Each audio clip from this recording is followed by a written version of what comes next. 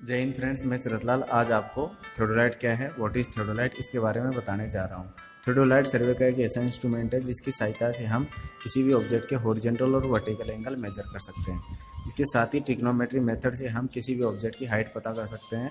जैसे कि पहाड़ी पर कोई टावर स्थित है तो उसकी वहाँ पहुँचे बिना ही हम ट्रिग्नोमेट्री मेथड से वर्टिकल एंगल लगा के डायरेक्ट हाइट पता कर सकते हैं। इसके साथ ही टेक्योमेट्री मेथड से हम उसकी हॉरिजॉन्टल डिस्टेंस भी मेजर कर सकते हैं। अब इसके बाद मैं आपको थियोडोलाइट के पार्ट्स के बारे में बताने जा रहा हूँ। हाँ, तो अब अपन थियोडोलाइट के पार्ट्स के बारे में समझेंगे। सबसे पहले नीचे से शुरुआत करेंगे। इसके लिए ये होता है ट्राइपॉड। ट्राइपॉड में यहाँ पे नीचे लगा रहता है क्लैंपिंग नट। इससे अपन इसको थियोडोलाइट को फिक्स करते हैं। इसके बाद ये होती है इसकी ट्राई वेट प्लेट। इसके ऊपर ये 3 फुट स्क्रू या लेवलिंग स्क्रू लगे रहते हैं। इससे अपन इंस्ट्रूमेंट को लेवल करते हैं, जिससे कि ये जो बबल ट्यूब होती है वो लेवल में बबल सेंटर में आ जाता है और जब ही अपन इसको इंस्ट्रूमेंट को यूज करते हैं। इसके बाद ऊपर ये ट्राई वेज प्लेट होती है।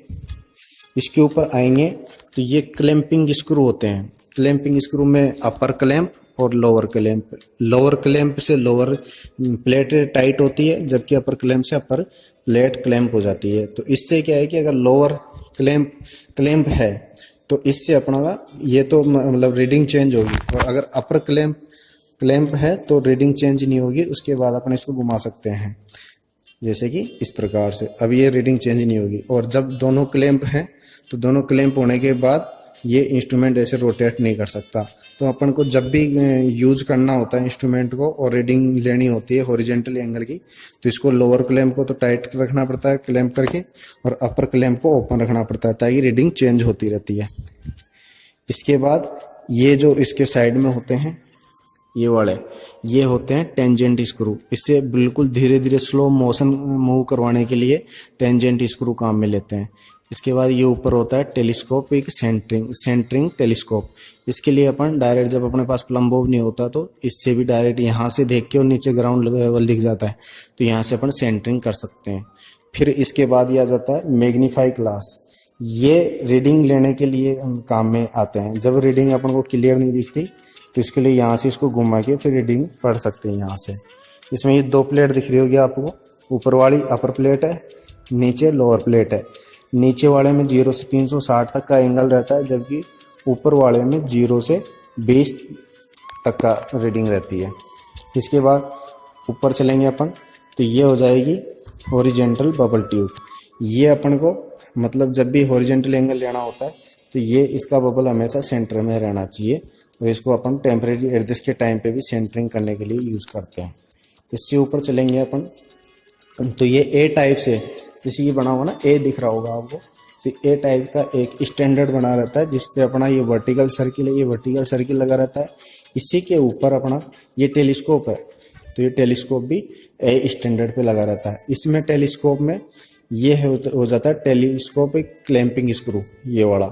इससे अपन इसको क्लैंप कर दे तो टेलीस्कोप घूमता नहीं है और क्लैंप हो जाता है, ठीक है। इसके बाद ये हो जाता है फोकसिंग स्क्रू। इससे अपन ऑब्जेक्ट क्लियर करना होता है। अगर ऑब्जेक्ट अपना धुंधला दिखाई दे रहा हो तो यहाँ से अपन इसको अपर मतलब घुमा के और ऑब्जेक्ट को क्लियर कर सकते हैं। इसके बाद ये टेलीस्कोप के ऊपर ये गन पॉइंट होता है, तो किसी भी टारगेट को अपन अलाइन करना होता है या कोइंसाइड करवाना होता है तो पहले अपन इसको यहाँ से फिक्स कर देते हैं और सामने मतलब टारगेट को देखते हैं, तो ये एकदम से एक लाइन में आने के बाद ही अपन को यहाँ से आईपीस से देखना होता है। जब गन पॉइंट से अपन टारगेट फिक्स कर देंगे यहाँ से, तो वो बिल्कुल एक ही लाइन में कोइंसाइड हो जाता है। उसके बाद फिर यहाँ से आईपीस से अपन देखते हैं ऑब्जेक्ट को। इसके बाद अगर क्लियर नहीं दिख रहा ऑब्जेक्ट तो यहाँ से फोकस कर लेते हैं, और अगर क्रॉस हेयर क्लियर नहीं दिख रहे तो यहाँ से इसको मूव करवाएंगे, इससे क्रॉस हेयर क्लियर हो जाएंगे।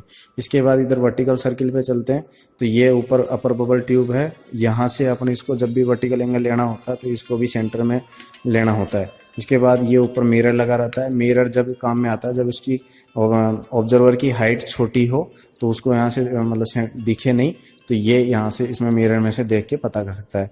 इसके बाद ये मैग्नीफाई ग्लास है, वो सेम यहाँ के जैसे, यहाँ पे ये रीडिंग पढ़ने के काम में आते हैं। इसके बाद ये हो गया। अब उसके लेवलिंग के लिए क्या करेंगे अपन, इसको दो कोई सी भी दो लेवलिंग स्क्रू के पैरेलल रख के बबल ट्यूब को और इससे इनसाइड घुमाएंगे या आउटसाइड घुमाएंगे, जिस साइड में अपना ये चलता है बबल मूव करता है उस साइड अपन इसको मूव करवाएंगे एक साथ दोनों फोटो स्क्रू को। उसके बाद जब ये सेंटर में आ जाएगा इसको 90 डिग्री घुमाएंगे। 90 डिग्री घुमाने के बाद जो लेवलिंग स्क्रू बचा हुआ है उससे अपन जो एक बचा हुआ है इससे मूव करवा के और इसको सेंटर में लेने की कोशिश करेंगे। जब सेंटर में आ जाएगा वापस इसको इस पोजीशन में लेके आएंगे, फिर इसको देखेंगे, फिर अगर नहीं है तो वापस इन दोनों की सहायता से इसको सेंटर में लेके आओ। एक बार फिर वापस उधर 90 डिग्री मूव करा के जो बचा हुआ था लेवलिंग स्क्रू उससे मूव कराएंगे। ये ऐसा 2 बार करने के बाद ये बिल्कुल एडजस्ट हो जाएगा और हमेशा सेंटर में रहेगा, चाहे कितनी बार इसको चारों तरफ घुमाओ। ये इसको बोलते हैं टेम्परेरी एडजस्टमेंट ऑफ थियोडोलाइट।